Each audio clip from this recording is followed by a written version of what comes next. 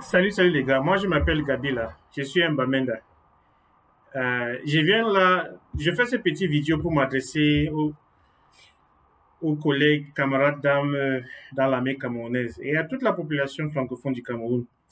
Je viens de voir là les images de un jeune gars, soldat de l'armée camerounaise, dont on lui a coupé les testicules.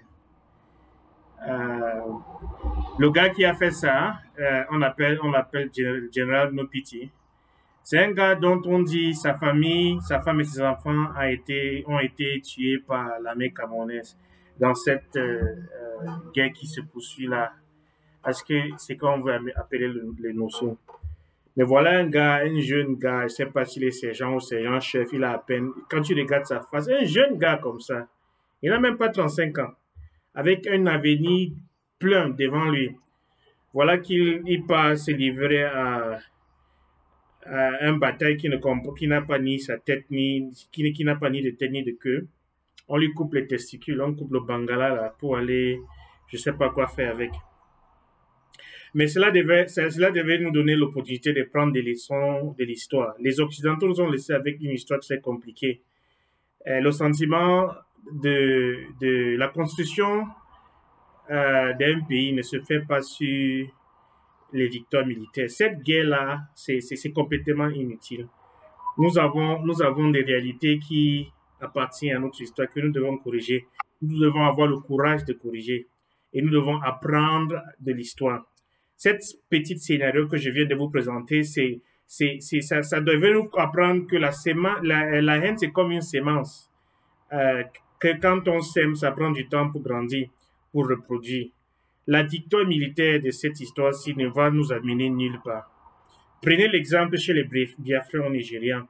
On peut beau monter sur les antennes des télévisions, des chaînes de télévision mondiales pour déclarer la victoire. Mais dès que tu as sémé une sémence de haine, c'est juste une question de temps. Ça va grandir et ça va porter les fruits.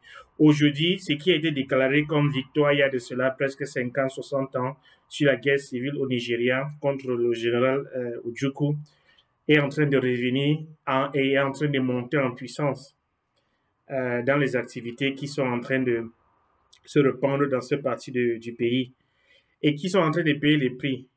Les policiers, les gens qui montent des postes un peu éloignés, loin du centre du pouvoir, c'est eux qui payent le prix.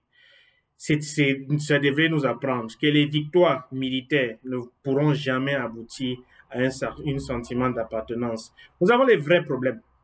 Les problèmes qui animent notre génération, les problèmes qui requièrent qu'il y ait une certaine maturité, un certain amour pour la patrie pour pouvoir résoudre ça. J'ai aujourd'hui l'opportunité de m'exprimer dans cette langue à cause du fait que j'ai grandi à Bafoussam. Je suis graphique comme il est. Je me sens plus Bamileke que Bamenda. Mais cela ne veut pas dire que je suis en train de éprouver un sentiment de fierté d'être ou appelé Camerounais. Depuis un certain temps, là, quand on me demande ce que tu viens de, quand je vais dire du Cameroun, ce mot-là me pèse sur la bouche. Parce que nous sommes en train de traiter là avec une situation qui est complètement évitable. Les anglophones ont été très clairs à ce qui concerne le fait que cet arrangement actuel ne marche pas, ça n'a pas marché. Nous sommes arrivés à un niveau où on a pris la décision très ferme que les choses doivent changer. Donc, ça ne sert à rien de pouvoir répliquer militairement pour essayer de résoudre ce problème. Parce que ce problème, si ça a une solution, ça saurait aboutir à une solution politique. Il faut une solution politique, il faut une discussion claire. Libérer les prisonniers politiques, revenons autour de la table et ayons une discussion franche sur ce qui doit être devenir l'avenir de nos peuples, de nos deux peuples. Je parle de nos deux peuples parce que l'histoire ne peut être changée, ça a été figé. Quand le Cameroun a acquis son indépendance, la partie anglophone ne fait pas partie du Cameroun. Ça, c'est une réalité de l'histoire qu'on ne peut pas nier. Le fait que je le dis ne fait pas de moi quelqu'un qui veut fusionner ou fragiliser ou casser le Cameroun. Ça se fait tout simplement de moi quelqu'un qui est vrai, qui est réel. qui prend constat du fait que tel a été le parcours de ces deux peuples. Maintenant, tenant compte de l'actualité de cette histoire, prenons notre courage de pouvoir définir un nouveau départ. Tous les pays du monde ont des histoires uniques. Mais vient un moment dans l'histoire d'un pays où son peuple décide de définir et de construire un avenir pour ce peuple. Ce n'est que la décision du peuple, surtout la décision du peuple anglophone, à ce qui concerne leur avenir, qui va apporter une paix durable au Nosso. Sinon, nous allons nous retrouver dans ce cycle vicieux de violence et de haine. L'armée camerounaise vient tuer la famille d'un gars, il s'énerve, il porte les armes, il entre dans le maquis, il est acquis la connaissance de produits explosifs improvisés ou même très sophistiqués. Il arrache quelques kalachnikovs, des partages contre ses frères. C'est les petits frères de moins de 30-35 ans qui viennent payer le prix avec leurs testicules coupés. Quand tu coupes les testicules d'un gars comme ça et tu le renvoies chez sa femme, ses enfants, est-ce que son enfant grandit pour regarder l'homme Bamenda ou l'homme anglophone comme quelqu'un avec qui il veut démontrer de l'amour? Ça, ce sont les semences de la haine que nous sommes en train de s'aimer dans ce pays. Tout juste parce que les gens sont cupides. Parce que les gens ne veulent pas confronter la vérité en face. Ça n'aide personne. Plus le temps passe, plus ça devient plus compliqué de trouver des solutions. Mes chers frères et sœurs africains, camarades, dans l'armée camerounaise, camarades d'âme, mon père était militaire. Je suis un enfant militaire. Je suis en train de porter un camouflé. Là où je suis, même moi, je ne suis pas militaire. Je suis en train de porter pas un camouflé, mais un truc qui est presque kaki, qui est comme ce que vous mettez souvent. Les solutions du problème qui se trouve au Cameroun seront les solutions politiques. Trouvées par les pères fondateurs d'une nouvelle vision pour ces deux peuples. Je suis très clair là-dessus. Il n'y a pas d'option militaire pouvant aboutir à une paix durable. Prenons les exemples de l'histoire. Apprenons les exemples des autres pays et faisons et prenons les décisions pour ramener la paix dans cette région. Libérer les prisonniers politiques. Tu peux emprisonner quelqu'un physiquement, mais tu ne peux pas emprisonner une idée. Cette idée a été exprimée par les enfants de Foncha, les enfants d'Endele, les enfants de Mouna. Les enfants de ceux avec qui Aïdjo ont établi cet arrangement qu'on appelle aujourd'hui le Cameroun. Ces enfants se sont levés, n'ayant pas trouvé leur compte dans cet arrangement depuis les derniers 30 à 50 ans, sont en train de dire qu'il faut qu'on revisite les fondations de cet arrangement. Et ils ont démontré une résolution ferme, une conviction à ne pas négliger. Ils ont la capacité de mener cette guerre-ci encore pour 30 ans. Parce qu'ils sont convaincus que les choses ne peuvent plus continuer telles qu'elles sont. Donc, ça ne sert à rien de continuer à nourrir cet arbre de la haine qui va produire cette cercle de violence. Tu viens tuer la famille de quelqu'un, il prend l'arme, il part tuer ta famille, tu te fâches, tu entres dans l'armée, tu reviens tuer d'autres, les autres que tu tues, les enfants entrent dans le maquis pour faire des revanches. Ça va falloir le TikTok dans un ping-pong il nous faut des responsables visionnaires avec du cœur pour décider de mettre fin à cela. Et il ne peut avoir de suite à cette discussion, à cette situation, si on ne se retrouve pas tout autour d'une table pour parler et discuter de l'avenir de notre peuple. Il n'y a pas de possibilité, il n'y a plus d'alternative.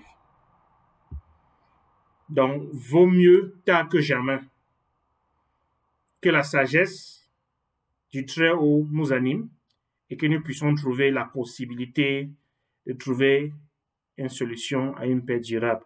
Laissez toutes les discussions autant, du genre le Cameroun est indivisible, la patrie ou la mort, le Cameroun ne peut se diviser. Ça, ce sont les slogans. Les slogans qui ne représentent en rien le sentiment cru du peuple sur le terrain. Discutons. Les discussions n'ont jamais tué les gens. Discutons. Je suis convaincu que nous pouvons avoir tout autour d'une table des gens qui sont suffisamment raisonnables pour pouvoir trouver une solution à long terme à ce problème. Et je suis très, très posé dans mes propos. Je ne suis pas en train de proposer quelconque solution fixée que ce soit. Parce que tout peut se trouver par les négociations. L'art de la négociation, c'est une art de démonstration de respect en soi-même. Reconnaître l'humanité de l'autre et appelle-le, placez-le sur une chaise. Je t'écoute. Qu'est-ce que tu veux? Qu'est-ce que tu veux? Qu'est-ce que tu as à me dire? Et je crois qu'avec cet esprit ouvert, avec le souci de comprendre l'un et l'autre, nous pouvons trouver des solutions à ce problème. Et le plus tôt sera le mieux. Tous les jeunes camarades d'armes, tous ces jeunes policiers, tous ces jeunes gendarmes, tous ces jeunes militaires, les billes, qui sont en train d'être ramassés par les explosifs, ils n'y sont pour rien. Parce que certains ne veulent pas discuter. Retrouvons tout autour d'une table, causons. Ça serait une démonstration du respect mutuel. Libérez les prisonniers politiques. Ouvrez les discussions. Vous avez des éléments, à votre avis, suffisamment convaincants pour la définition d'un autre parcours pour ce pays. Mettez ça sur la table. Écoutez les anglophones. Écoutez les gens qui ont dit qu'ils veulent un changement du trajet historique de ce pays. Demandez les propositions de solutions. Proposez vos solutions. Mettons les choses sur table. Reconstruisons et rebaptisons une autre histoire pour nos peuples. Les Occidentaux nous ont présenté devant certains faits accomplis. Ça fait qu'un parti nous ne sommes pas contents du résultat. Avec raison.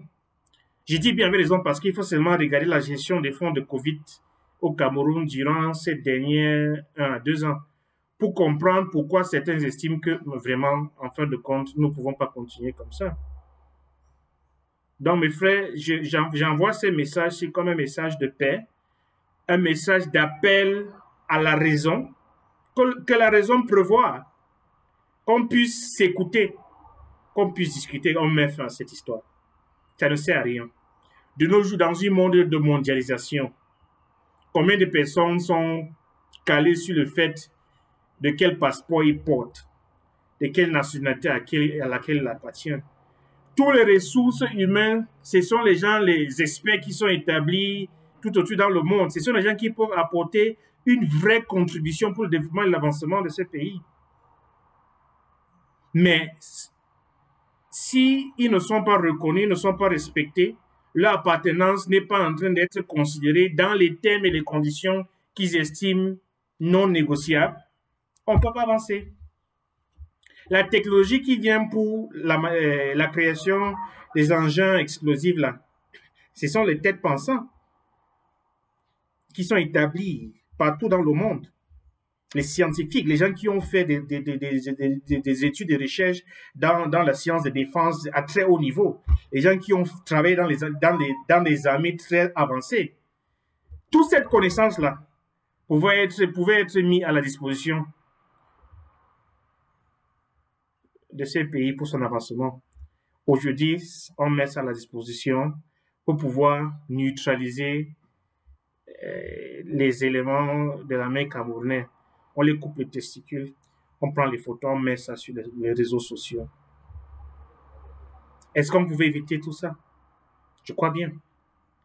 Est-ce qu'on peut définir notre parcours? Je le crois aussi. Mais ça va venir sur la table du respect mutuel. Ça va venir sur la table des leçons apprises de l'histoire. Ça va venir sur la table de l'écoute. Tu m'écoutes, je t'écoute. On trouve une solution. C'est ça qu'il faut faire. That's the way forward. There are no two ways. So the quicker we learn the lessons of history and decide to stop the cycle of hatred and find long-lasting solutions, the better for all of us. There are certain things that you cannot force. One of them is a sense of patriotism and belonging to a specific country or nationality. If you want any people to be so desperately part of a specific national space, make them want to be part of that national space. And from the Anglophone man's perspective, the point of departure is respect. Respect. Respect my point of view, respect my opinion, respect my sentiment, respect my feeling, respect my sense of what I want to define as my life, as the way I want to be governed, I want to be managed. Respect. There's nothing that can be imposed, and it's not going to last. And the resolve is there, the determination is there, it has been demonstrated. It's just been 5 years. We can take this on again for another 25 years, and our children would rise up and continue from where we have left off. Because there's no negotiations that you can pull out of a person that you don't respect. So release those political prisoners, call for a conversation, let's meet around the table and have a new idea and chart a new course and a new future. God bless you.